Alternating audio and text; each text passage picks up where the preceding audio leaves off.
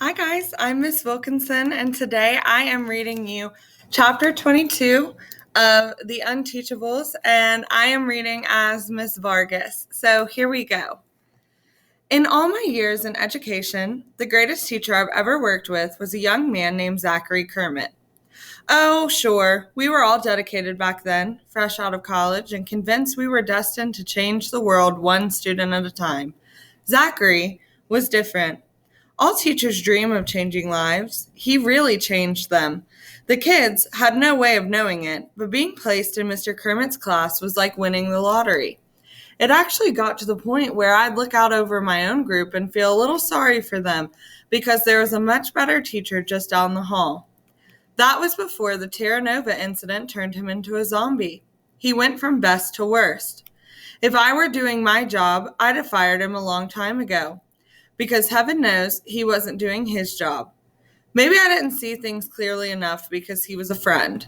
Or maybe I was waiting for the teacher he once was to reappear. But after 27 years, even I had to know that the old Zachary Kermit was gone forever. Well, guess what? He's back. And it took the worst group of kids in the whole district to make it happen. That's what brings me to the district offices this afternoon. The first semester progress reports are out, and I can't wait to share the big news with Dr. Thaddeus. When it's my turn, I don't even say hello to my boss. I just march in and place the 7 pages on the blotter in front of him. What are these? He asks. Progress reports from SCS 8, I tell him. Prepare to be amazed. He sifts through the papers, giving a cursory scan to each.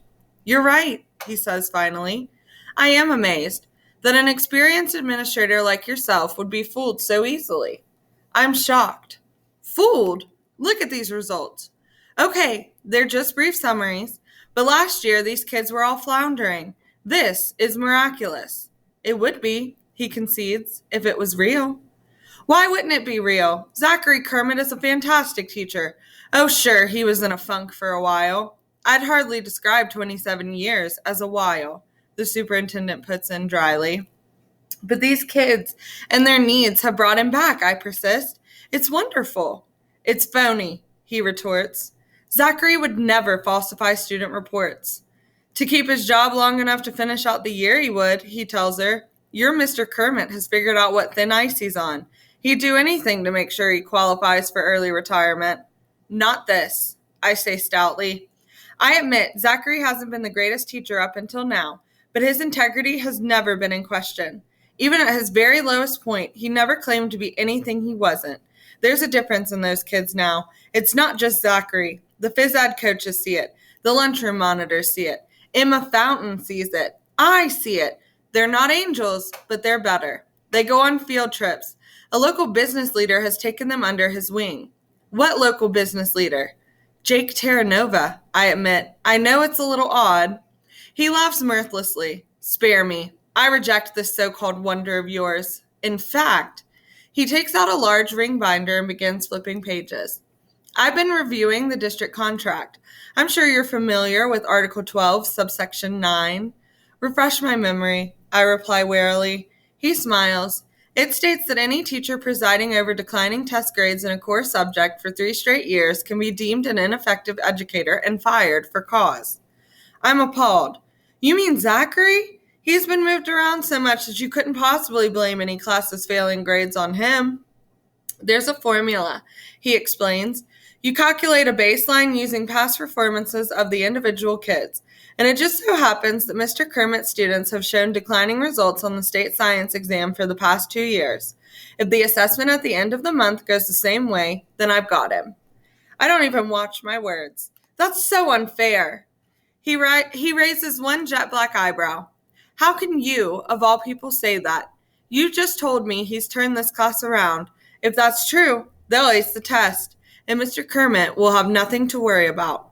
I bite my tongue. This man is my boss. He speaks for the school district, and what he says goes. He may be a stinker, but that doesn't change the fact that it's everybody's job to carry out his instructions. Besides, he's just being sarcastic. But in this case, he happens to be right. Zachary really has transformed that class. They don't have to ace the science test. They just have to beat their scores from the past years. How hard can that be? Tests like this one got them placed in SCS 8 in the first place.